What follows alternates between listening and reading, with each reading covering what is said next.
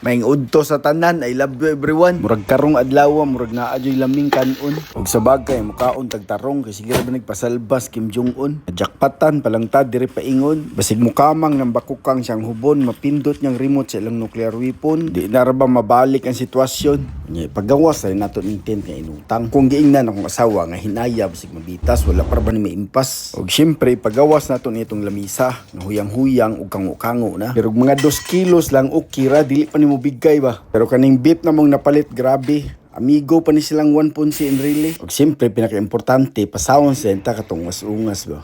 Nya prepared na to ang gulay. Nya siyempre holy water para dili ka duol ang mga barkadang Lucifer.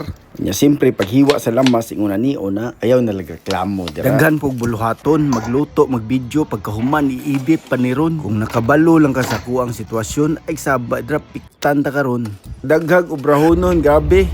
Nga agin lang imarte o pagyapon ko na human dire. Kumidya ra na ayaw dibdiba. Ato ang lingaw-lingawan pero dili ta malaayan. Ang kinabuhi kinahanglang lami usay nga sudan pero dili ta malaayan. O tanawa gamay na lang ato dayong syatan para dili ka duol si Satan.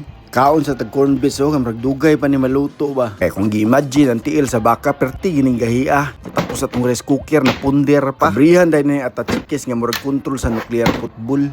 Unya ato na ning itakod ang gamay nga gasol. Unya lisuon dayon kung wa bay trouble. Unya siyempre ready nagahuwat na nitong kaldero ng murag arnula. Buhusan lang po natog minula para iprito ning tiils baka para mawala ang langsa kay murag duha na ni kadikadang way ligo ba. Humol jud ni seg tarong ani atong arnula ron bag-o para ba gamit ni Junjun. Yan nga Lisbo na nanlugpad na guro mga bad spirit ba.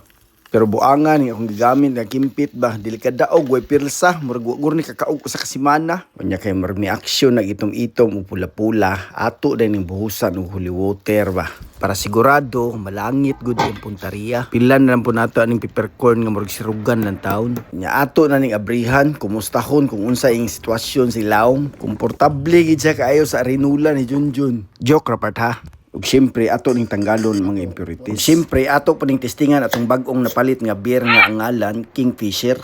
Lasang tikarol oy.